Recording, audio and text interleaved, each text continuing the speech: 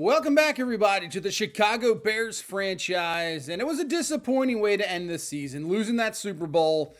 Definitely had some opportunities, obviously, but just didn't get the job done. So we head into the offseason. Really, I'm not sure how much we're going to actually have to do. Our team is looking pretty good. We've saved up some cap last year now. We might have to save up more cap because that Caleb Williams contract coming up is going to be absolutely a monster contract. But let's take a look at retirements. Aaron Jones retires. Deion Jones retires. As we keep getting seasons and seasons in, like Cooper Kupp's gone. Matthew Stafford has finally retired. Definitely a Hall of Fame quarterback. Kevin Byard, who was there. Kyle Juszczyk. A lot of familiar names starting to leave. Tyler Lockett retires. Kelsey is gone. So Kelsey, Khalil Mack, they're two Hall of Famers right there. I think no doubt about it. Lavonte David, he's kind of right there on the cusp. You know, sometimes with Hall of Famers, it's tough. It's tough for guys like that. So Grady Jarrett, okay, he finished off the season so well for us. He retires. All right, so that definitely makes some plans now. Like, we're going to have to definitely upgrade that position, no doubt about it. But you can see Caleb Williams, Rome Odunze, former first-round picks now looking to with their options. Honestly, I'm thinking about declining both options and then just re-signing them outright. Now, I know looking at the money-wise, it doesn't make a huge difference if you accept the option or decline the option. It makes maybe a couple $1 million per. But I think we're just going to decline and then re-sign these guys because these are two priorities. That's a big reason why we're trying to save as much cap as possible. Yeah, because look at that Caleb Williams proposed deal. Whew. It's going to be massive. And he's gone back-to-back seasons with 40 touchdowns. Probably should have won the MVP last year. Gets to a Super Bowl. So he's definitely worthy. Now, Dexter Sr.'s contract is up. He does not want to come back. Wright, Thibodeau, Stevenson, Edmonds. I don't think we're going to bring back Edmonds. I think most of these guys we're going to just let walk and see how it rolls. I'm fine at, linebacker. I think we can draft one. I'd like to actually bring back Thibodeau, though. His interest is kind of the scheme fit he doesn't really like. He likes the market. Let's just make the offer 3 years, and he actually comes back. So Kayvon Thibodeau will return. So that definitely helps us not having to acquire another pass rusher, which I wouldn't mind doing that either. But I think that's it. I know Dexter Sr. is a huge one, so we're just going to have to fully upgrade at D tackle, no doubt about it. So taking a look at the cap-wise here. DJ Moore, $34 million. You got Jonah Jackson, $27 million. Sweat's up there, $25 mil. You can see a lot of these guys just have 1 year remaining. Thuney, Johnson, Adangbo, I think we're looking at guys we're about to trade. We gotta get some of this cap off. I know right now we got about 29 million up there, around 30 million. So Adangbo, we're gonna send to the Chargers for a 3rd round pick. I think that's solid. We'll take that. In reality, you're not getting a 2nd or even a 1st round pick for him. That's fine. We're sending Jonah Jackson to the Steelers. We'll get another 3rd round pick. Just trying to clear off this cap room. Telling you, we're going to need a lot for Caleb Williams next year. There's no doubt about it because we cannot not re-sign Caleb Williams. Even though I just saw he wasn't really interested in returning, so that's not good. DJ Moore we're looking at, obviously. And I see this Arizona Cardinals deal. Walter Nolan, 2 5ths and a 7th. I like Walter. Let's do it. But I'm going to change it up for a 2nd round pick next year and a 5th round. We'll add a 7th. And that gets the job done. So Walter Nolan, there you go. We still have to add a defensive tackle, but I think I'm going to look more at the draft at that. So we acquire Walter Nolan. We trade DJ Moore. He is gone, but I trust in our receivers. So now taking a look at it, looking at this roster. Quarterback, we probably could use a backup. Running back, we're fine. Don't have to worry about that. Receiver. Now, you got some guys down here that are, like even Jermaine Burton, former top pick. We give him a chance, possibly.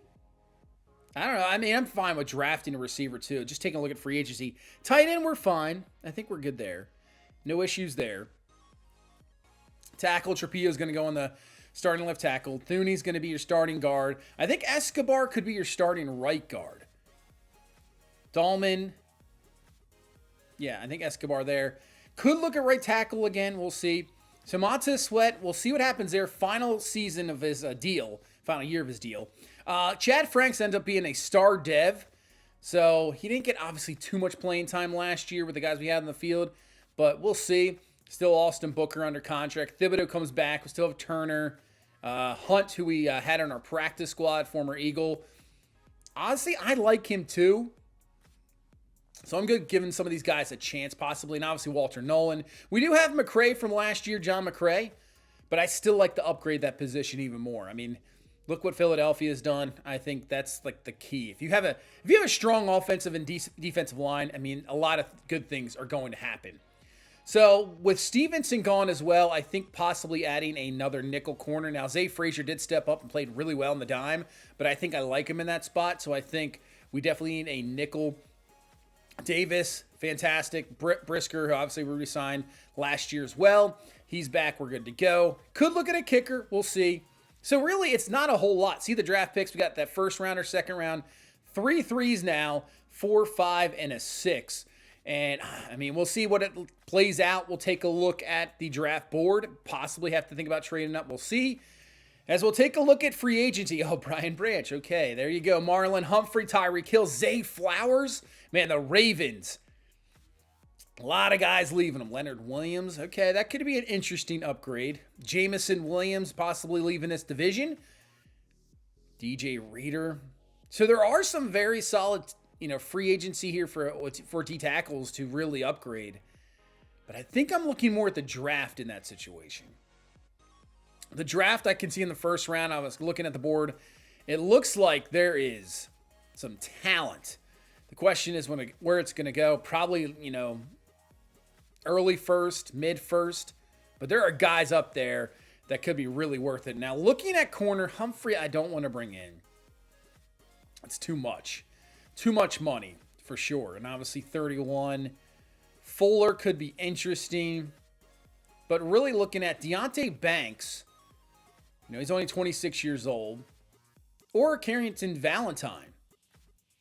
Let's take a look. Let's compare here. Oh, Valentine way better. 81 man, 80 zone. Plus, he still has really good speed. And also taking him away from a division opponent. So, can't go wrong with that. I think we're going to try to sign Carrington Valentine. He doesn't have any teams interested right now, so we can offer him a deal. I think he would fit in perfectly. 2-year deal. About 7.3 a year. We'll offer that deal up. All right, let's look at linebacker. We really need depth. Elwin Papo, he's a solid, could be pass rusher, got some speed. Let's just add him. Could be a special teamers for sure. You know what? I might be going back to Darnell Wright at right tackle. I think we're going to try Darnell Wright. Let's offer him a 4-year deal. I know this is a big deal. This is taking up a lot of cap, but you got to get that offensive line right. Bring him back. Let's try to bring back Darnell Wright. Really secure that offensive line.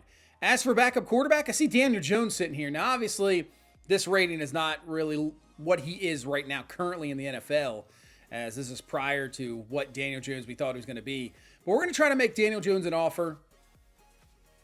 I think I would trust him a little bit more as a backup. So let's try to offer a deal here to Daniel Jones. So here are the 4 right now for free agency. Not huge.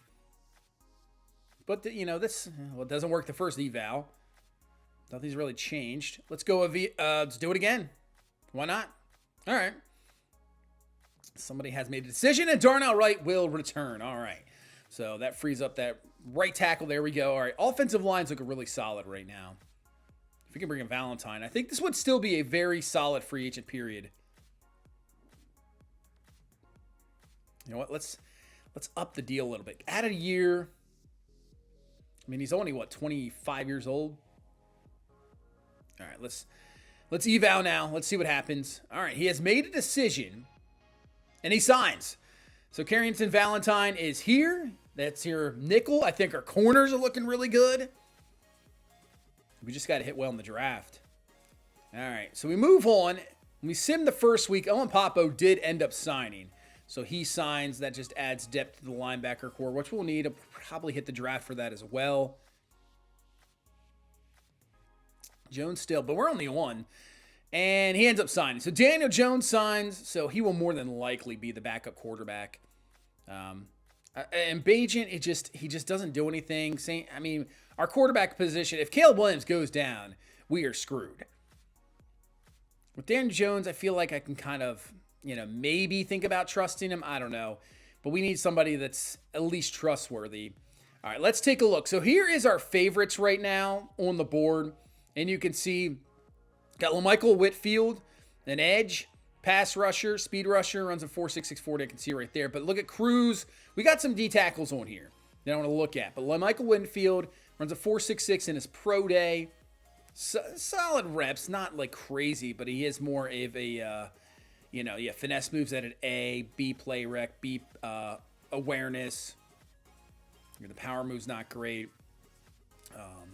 But looking at who we got D tackle, we got Austin Cruz and Devontae Macklin.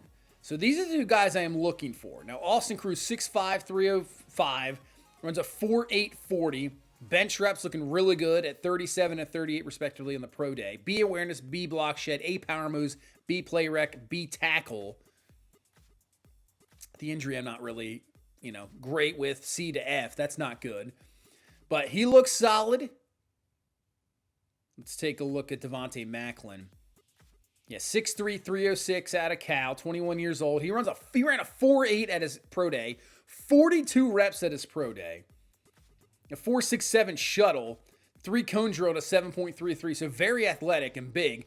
A block shed, A play rec, A power move, A tackle. His injury is A to C, looks a lot better. B awareness. His finesse moves is a C. Macklin looks pretty good. But those are the two D tackles right now I'm looking at. We got Alton Stackhouse, another edge, maybe in the second and third round. He's got A finesse moves, B tackle, 6'4", 252 out of LSU. Runs a 4.6 40. Not the strongest guy, but, athletic.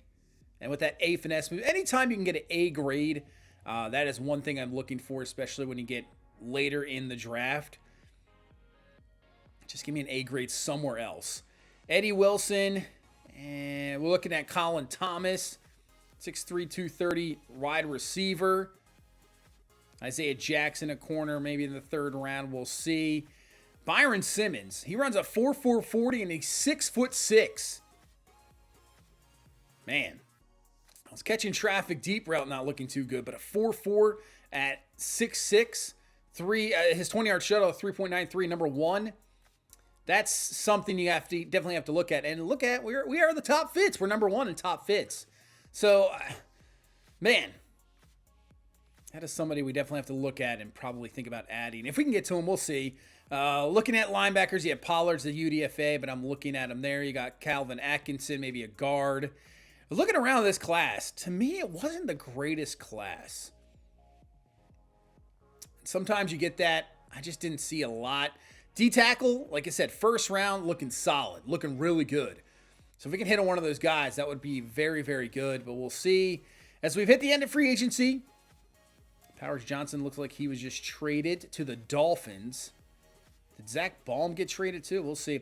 All right, so Brian Branch ended up signing with the Titans. Actually, go to sign here.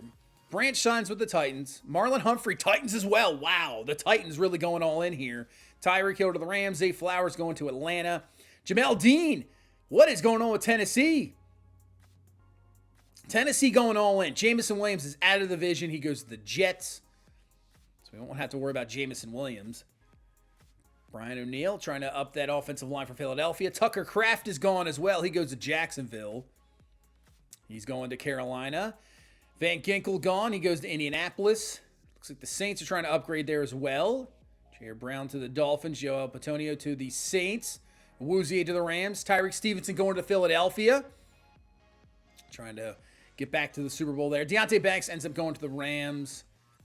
Anthony Richardson going to the Rams. Probably going to be the starting quarterback, I would think, with Stafford retiring.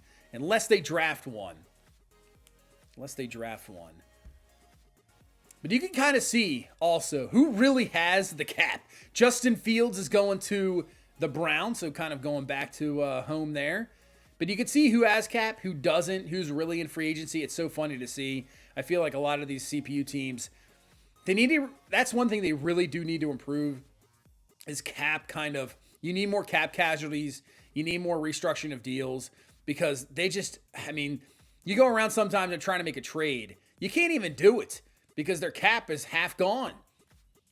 There's like, you know, probably half the teams are in negative cap. It's kind of crazy. So let's take a look for a private workout. Let's do Macklin. Should we do Cruz for sure, I think.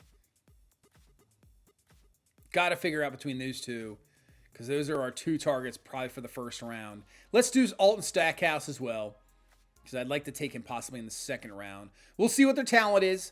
Let's go with those things. And here we are. Welcome to the NFL Draft, 2027 NFL Draft. The Minnesota Vikings are on the clock. First, you got the Dolphins, Jets, Giants, and Panthers. Let's take a look at the board, see what we're looking at here. Let's see where these guys are possibly lined up. So Whitfield, that edge we're looking at, he would possibly go first, but you got Cruz right now, they're saying at 25, and Macklin at 28. But he is a top 5 talent. Cruz is a round 1 talent, but Macklin top 5. So I'm willing to trade up. The real question's going to be, where do these guys go? I don't know. We'll have to kind of watch, see what positions go, and then think about making a move. All right, here we go. First pick of the draft, Minnesota on the clock. They take Tony Richardson, left tackle out of Utah. Looks solid. Got to help out J.J. McCarthy there. All right, Miami on the clock. Where do they go? They take tackle as well. Kerry Tyson out of Ohio State. Two obviously still there. They just lost Tyreek Hill, so they're trying to rebuild. Jets are going to take Jake Benedict, quarterback. First one off the board from Houston. So that's probably your new Jets quarterback. Giants, D-tackle. All right, now we got to look at it. Robbie Colbert out of Stanford. All right. Oh, Ty Cole, quarterback, going to Carolina. So there's both your top quarterbacks gone, but Carolina, we'll see what they do there at the quarterback position. Nate Cohen, another defensive tackle going to Washington out of USC. I'm telling you, defensive tackles. There goes another one. Tyson McLeod to Cleveland as they continue to just upgrade that pass rush. Man, you got an incredible defensive line there in Cleveland right now. Another one is gone. Terrence McGee. All right, now I'm a little concerned. We might have to make a trade here. 3 straight defensive tackles. You already got 4 gone. So we're going to trade a lot. I mean, we have to. You're going to trade up so much. Our first round pick this year, next year, second round next year, 7th rounder, and a 6th rounder to move up to New England. I know it's a lot, but in reality, to move up this much, you'd probably have to give up a lot. So, and also we got the trade thing on, like, I think it's on hard. So it's not going to be easy. But we move up. I'm just a little scared because we need one of these guys. And based off what I see in here now with Macklin as a top 5 talent, we're taking Devontae Macklin. So we're taking Devontae Macklin with this pick. We trade up to get him a lot. We trade up to 9 from 31, and Macklin is the pick. So I think this is going to be absolutely huge. I think he's going to be an absolute beast based off what we're seeing.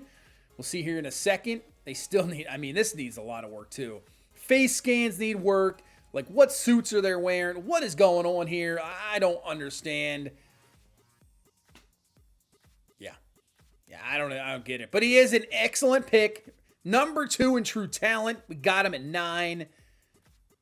And he is a hidden dev. There you go. 88 acceleration. 88 acceleration at 6'3", 306. 79 speed. 96 strength. 74 agility. We'll obviously see everything else after the draft. But you can say we give him a lot, draft capita. But you really do when you trade up that much. But we got our guy. We got our guy.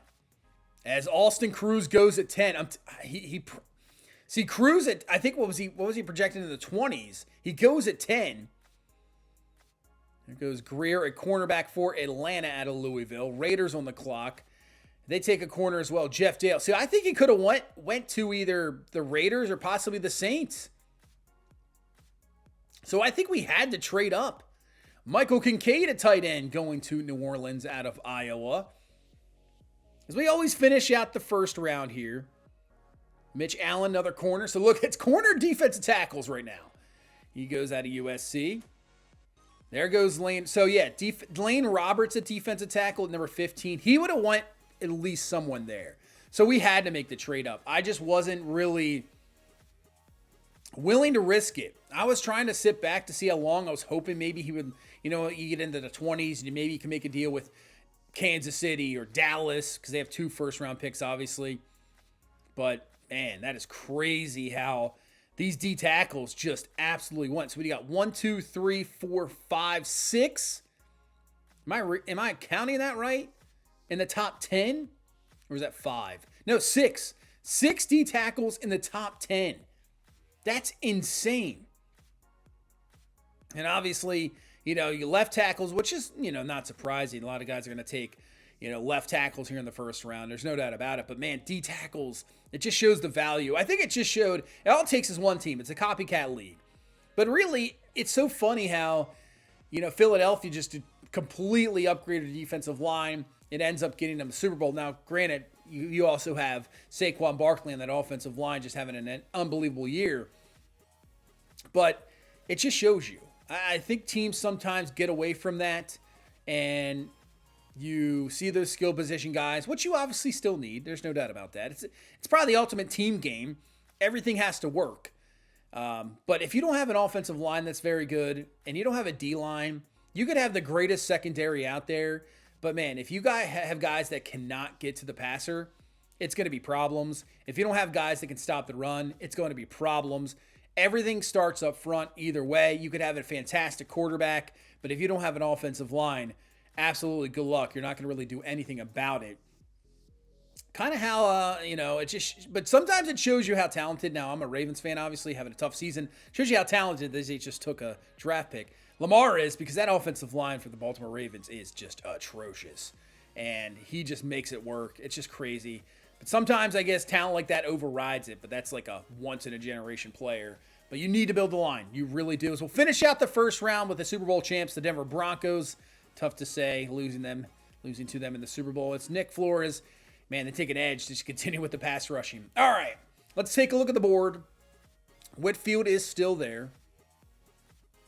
Yeah, we don't really have a lot of favorites. You got Stackhouse. Is it round 1 talent? So I would love to take Alton Stackhouse here. Colin Thomas, don't really have much else on him. Eric Cruz, they're saying he's a talent 1 to 2. And then Isaiah Jackson.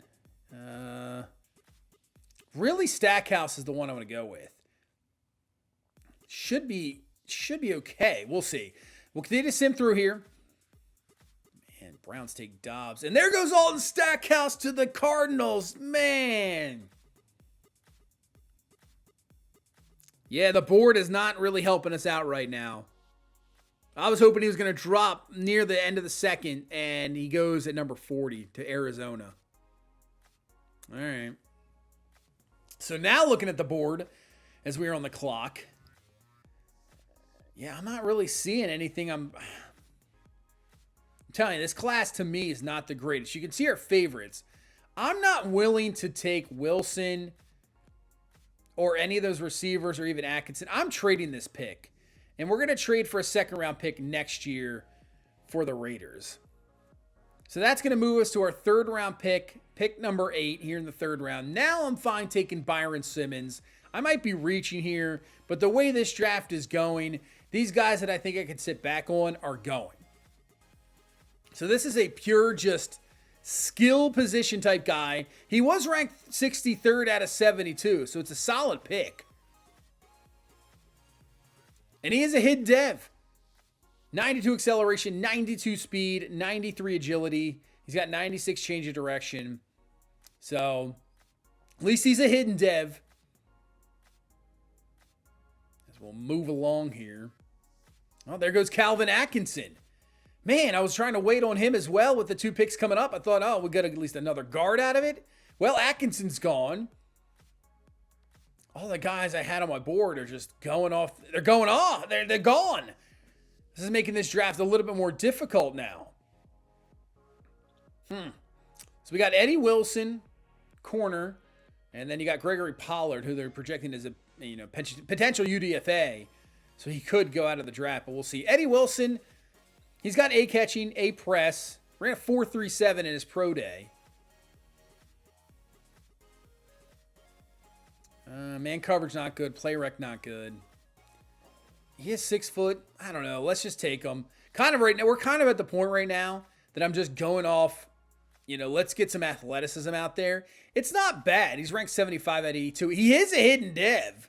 So we get that. 87 agility, 92 speed, 94 acceleration. Like I said, I'm just kind of trying to get more, maybe, if anything, just get athleticism up out there, and we'll kind of figure things out from there. Now, looking at Cole Wakefield, I didn't have anything on him. But at 4.57, A pursuit, A hit power, A catching, B play rec, A to B tackle. They're saying around 3 to 4 talents. All right, we'll take him. He is true talent 89 out of 83. So we didn't reach that much. Normal dev, 86 speed, 90 acceleration, 76 strength, 79 agility. So we take Cole Wakefield. And now we're here in round 4, pick 31. Do we just take Gregory Pollard? I think we have one pick left in the 5th round, and that is it. 4.63, B pursuit, A play rec, B zone coverage, B hit power. ADC man. Could be B tackle, but it could be D. We're going to take him just for depth of linebackers. Right now, we're not looking at too much else. So he is ranked, wow, truth ranked 30th. Wow, that is crazy. Number 30. He is just a normal dev, though. 90 acceleration, 89 speed, 76 strength, 88 agility. At 6'3", 252, 89 speed. Wow. That ends up being a really good pick.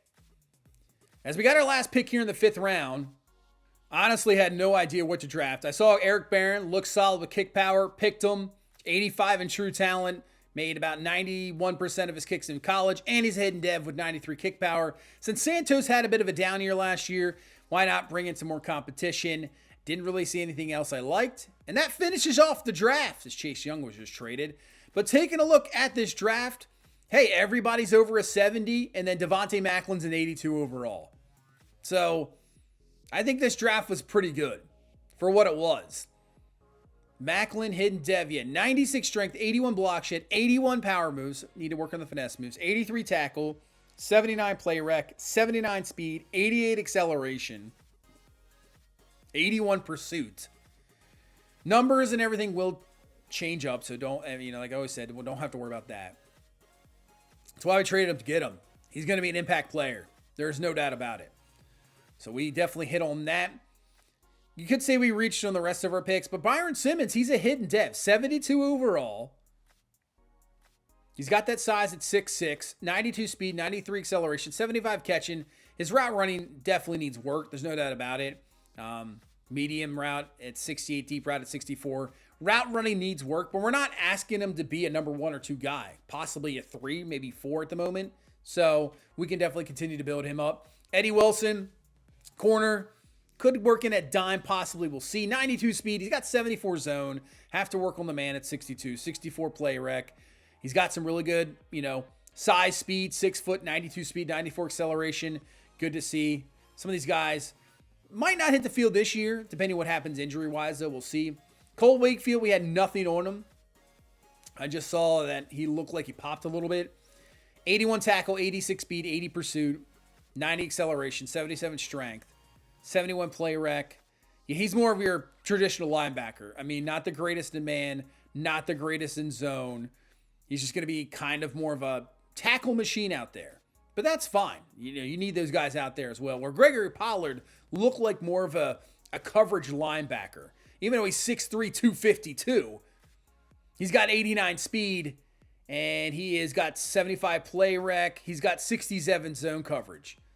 So, yeah, we can build that zone, get it up in the 70s, and with that speed, you can definitely cover some tight ends. So, Gregory Pollard looks very solid. And then we end off with Eric Barron, the kicker. It's crazy to have hidden dev for kickers. It is crazy. 93 kick power, 80 accuracy.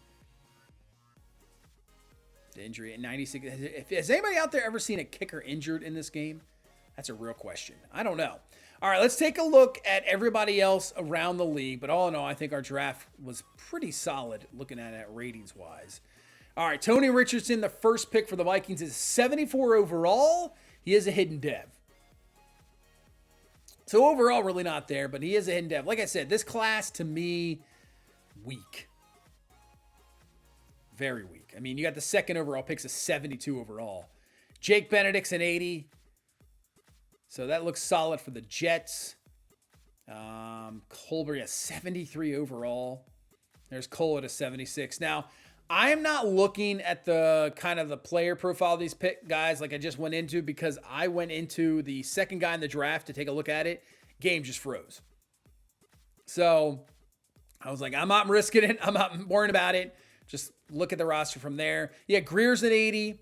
Morrison's a 79. That second round tight end looking pretty good. But you can see, not a lot of talent. To me, this was like one of these drafts where it was really worth. There's Austin Cruz. He's up there. This was like one of those drafts. It was worth trading up and getting a guy like Macklin, who's like one of the top guys in this class at number 9. We had to do it. Definitely. There's no doubt about it. But you can see all the defensive tackles taken in the first round. Absolutely insane. I think it was like 9 defensive tackles. Let's take a look at our division opponents. Just see their whole draft class. Lions, they take Emmett Flowers, right tackle. He's a 77 overall. So pretty solid there. And look, they're not bad. Mario Brown, 73 overall safety. And obviously they lose out on Jameson Williams. He's gone now to the Jets. TJ Woodard, he's a 70 overall.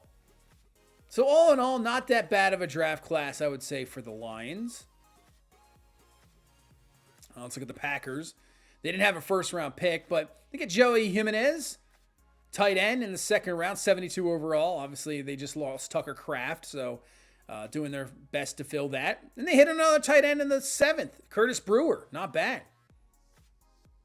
So you got a couple good tight ends. Studebaker, not that bad of a running back in the 4th. We saw the Vikings' number 1 pick, Tony Richardson. Second round, they took Tanner Winters. He's a 75 over will linebacker. 88 speed, 91 acceleration, 91 agility. Looks pretty solid there. So this Vikings team's trying to get back at it. I mean, they had a rough year last year, and you're playing probably in the toughest division. But that pretty much is going to end this offseason. We saved up a lot of cap. I think we hit in the draft, made some solid trades. This team looks still pretty good. As long as we stay healthy, I think we have a chance at another run at a Super Bowl, because going into next offseason, trying to sign Caleb Williams, that is going to be a big-time deal. That's going to really take up a lot. And then your kind of Super Bowl window doesn't really go away. But getting those complimentary players and signing those deals is going to start to go away, because your cap is going to really reduce very quickly. But I think all in all, a solid offseason. Let me know down below what you think about the offseason. And we'll pretty much be ready to go into week number 1. We'll probably skip through the preseason pretty quickly and then get right into week number 1. But that's going to do it for this one. Thank you guys so much for watching. Thank you so much for all the support. I really do appreciate it. Hit that like button, subscribe for more, and I'll see you in the next one. You guys have a good one. Bye-bye.